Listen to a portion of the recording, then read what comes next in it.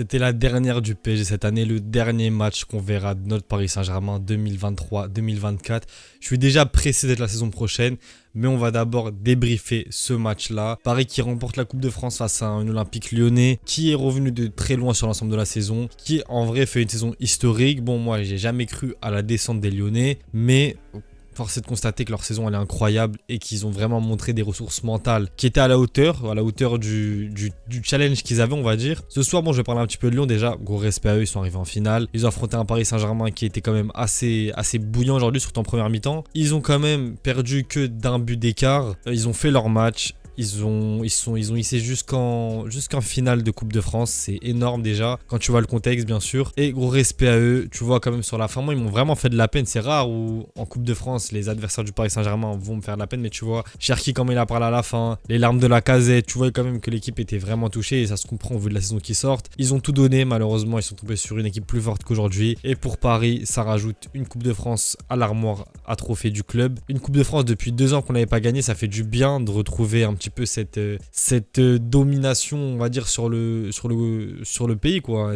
Cette domination nationale qu'on avait fut un temps, mais qu'on a perdu au cours de ces 2-3 dernières années. Maintenant, Paris récupère sa Coupe de France. On va débriefer ce match-là. Alors, on va commencer par la... En fait, pour moi, le match, c'est vraiment... il y a eu 2 mi-temps, bien sûr, hein, comme dans tous les matchs de football, mais il y a vraiment eu 2 mi-temps. Ça veut dire qu'il y a une première mi-temps, les 15 premières minutes de la première mi-temps, les deux équipes jouaient à jeu égal, on va dire, ils se rendaient coup pour coup. Ça pouvait partir des deux côtés, mais après Paris, le premier but, il faut que je revoie, il arrive à la combienième, à la 22e, voilà. Tête de Dembélé, chose assez surprenante. Même lui il était surpris, même moi j'étais surpris devant ma télé. Dembélé qui met un but de la tête, Fabien Ruiz qui marque également. Aujourd'hui c'était la soirée des possibles, hein. Vraiment fallait tout tenter aujourd'hui, même nous derrière notre télé. Dembélé en plus qui faisait, pour moi, Dembélé faisait une entame de match catastrophique, il était vraiment très mauvais et il te met un but de la tête, va comprendre. Fabien Ruiz il te sort un match aujourd'hui, c'est peut-être le régène de Zidane, on sait pas, mais Fabien Ruiz aussi, il faut m'expliquer le match qui te sort, pourquoi pas faire ça contre Dortmund, faut m'expliquer. Mais sinon l'équipe globalement fait une très bonne première mi-temps. Collectivement, c'était très solide. Il y avait une vraie domination parisienne dans le camp lyonnais. Et Lyon jouait que par contre. Et le seul but le but qu'ils ont mis, du coup, ça a été un but sur corner. Ils n'ont pas eu tant d'occasions que ça non plus. Les Lyonnais, on va pas se mentir qu'ils n'ont pas été très très dangereux sur l'ensemble du match. Moi, j'ai pas eu de moment où je me suis dit, ouais, Lyon va nous la mettre là si ça continue comme ça. Parce que Paris a vraiment bien géré son match. Et comme j'ai dit, il y a eu 2 grosses mi-temps. Donc la première mi-temps, où c'était, on va dire, on va l'appeler la guerre. Et la deuxième mi-temps, où t'as Lyon qui revient, qui marque. Ils ont un petit peu ce moment de frénésie, on va dire, où Lyon va tenter d'égaliser avec le Paris Saint-Germain. Et t'as rapidement une équipe de Paris qui va essayer vraiment de ralentir le tempo. D'ailleurs, les 20-25 dernières minutes, tu voyais vraiment que Paris, à partir de la 75e comme ça, Paris essayait vraiment de ralentir le rythme. 70e, 75e, t'avais un rythme très très bas. Paris qui essayait de casser le jeu, et c'est compréhensible parce que t'avais Lyon qui poussait, et de l'autre côté t'avais Paris qui essayait de justement casser cette frénésie lyonnaise. Maintenant on va passer au cas par cas côté parisien. Donnarumma, attendez, avant de passer au cas par cas, le gardien Lucas Perry, le match qui te sort aujourd'hui, gros respect à lui. Vraiment le match de Lucas Perry, je pense, bon ça va être Dembélé l'homme du match, c'est lui qui marque, qui fait une passe des tout je crois. Non, il fait pas de passe des Dembélé, je sais plus, je m'en souviens plus. Mais bref,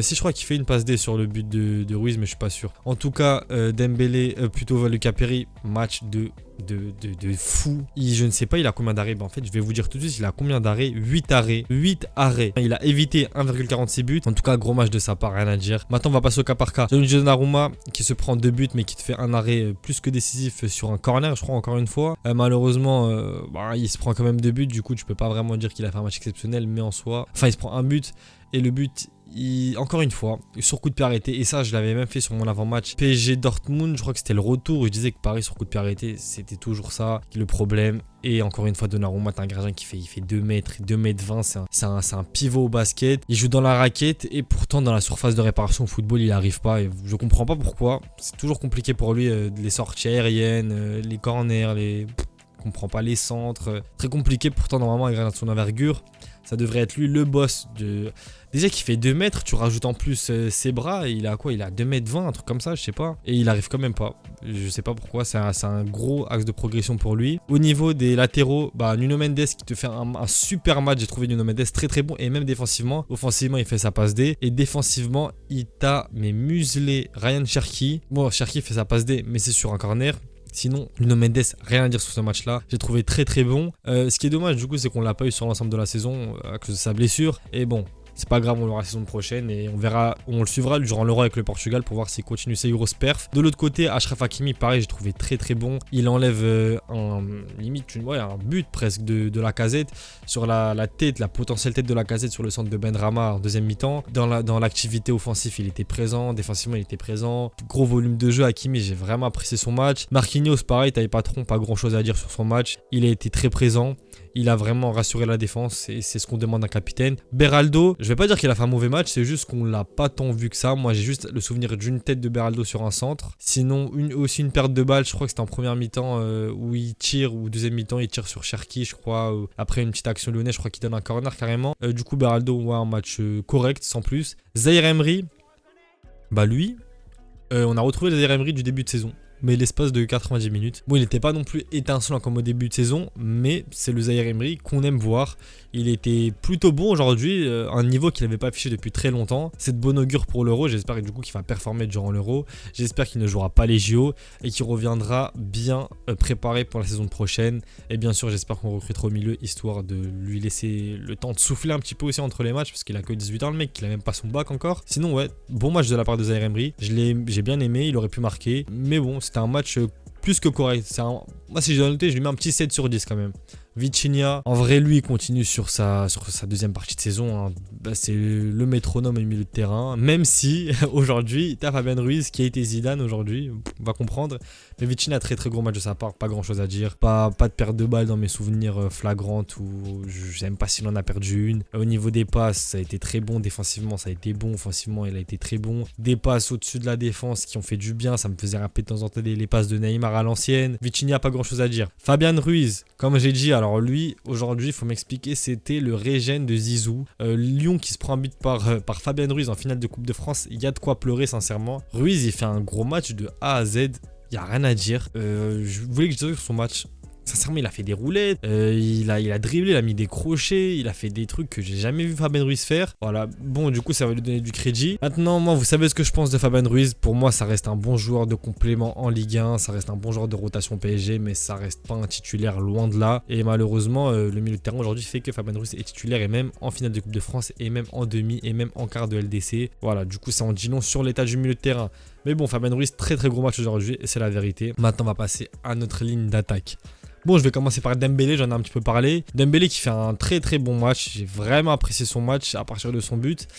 Très très déroutant sur son côté droit. Il a Tagliafico. D'ailleurs, Tagliafico, il est détestable ce mec là. Vraiment, il est chiant. Hein. Plusieurs fois, il a fait des fautes d'anti-jeu, des petits trucs un peu bizarres sur Dembélé. D'ailleurs, il a bien fait de le faire sortir. Bon, il l'a fait sortir à 90e, mais il a pris un jaune à cause de son agacement contre Tagliafico. Sinon, Dembélé, très gros match de sa part. Il marque en plus. Et comme je vous ai dit, je crois qu'il fait une passe D, mais je ne suis plus sûr. Ça, j'ai pas envie de dire de bêtises, mais je crois. De l'autre côté, Bradley Barcola, il est venu pour éteindre aujourd'hui. Dommage, il n'a pas eu son but parce qu'il le méritait. Mais clairement, Bradley, aujourd'hui, voulait rien savoir. Il est venu pour éteindre. Et Clinton Mata, il a pas vu le jour aujourd'hui. De A à Z, jusqu'à sa sortie, il n'a pas vu le jour. Et cadeau, vraiment, Bradley, il est sorti sur des crampes.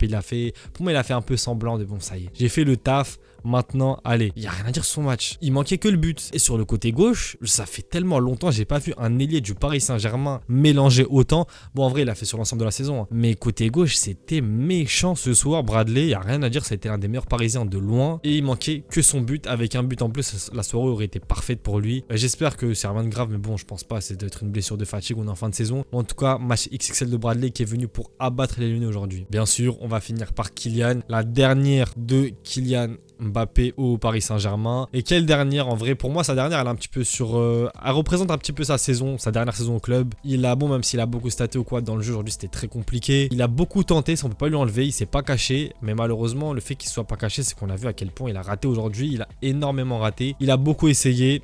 Mais l'efficacité, pourtant c'est son point fort. On dit Kylian, quand il est pas bon dans le jeu, au moins il est efficace, il lui en faut une demi-occasion pour mettre un but. Aujourd'hui ça n'a pas été le cas, ça a été très compliqué pour lui. L'un de ses matchs les plus compliqués je pense cette saison encore. Hein.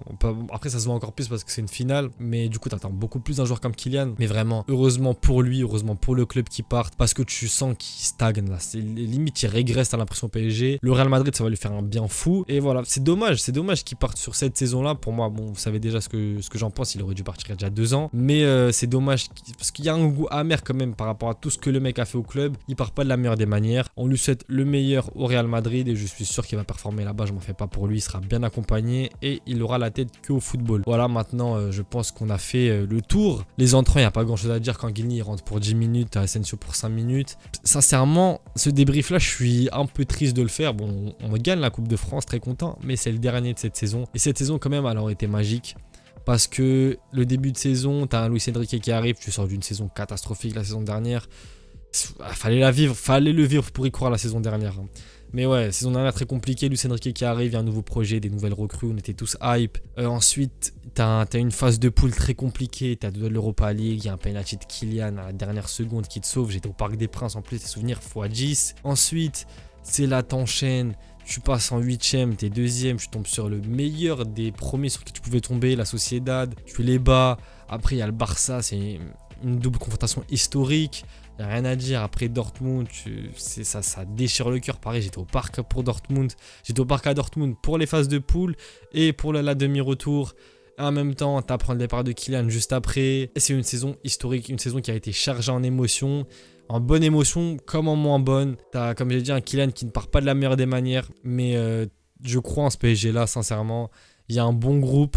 Il y a un bon coach qui taffe. J'espère qu'on va le laisser travailler. J'espère que les dirigeants lui donneront ce qu'il demande en termes de joueurs pour l'été prochain. Parce que je pense qu'on est tombé pour une fois sur un très bon coach au Paris Saint-Germain. Pour moi, comme je l'ai dit, sur les dernières années, je compte pas les Ancelotti et Laurent Blanc, tout ça. Pour moi, là, sur les 7 dernières années, les seuls bons coachs qu'on a eu pour moi, ça reste Luis Enrique et comment il s'appelle, et Thomas Tuchel. Pochettino, en soi, il nous a emmenés en demi-finale, mais il fallait voir les matchs. Pareil, c'est comme Galtier, il fallait être là pour le voir et pour y croire. Mais voilà. Très pressé d'être pour la saison prochaine. Je sais pas si je vais faire une vidéo débrief de la saison parce qu'en soi ça sert à rien, vous l'avez vu la saison. En tout cas, il y a mon mercato idéal qui a été posté. D'ailleurs, je suis super content des retours. Ça m'a fait super plaisir. La plupart des gens ont validé. Très content, merci, ça fait plaisir à la famille. Du coup, voilà, je ne sais même pas ça va être quoi la prochaine vidéo, mais je sais pas, je vais voir. On s'attrape pour une prochaine vidéo. A plus les mecs.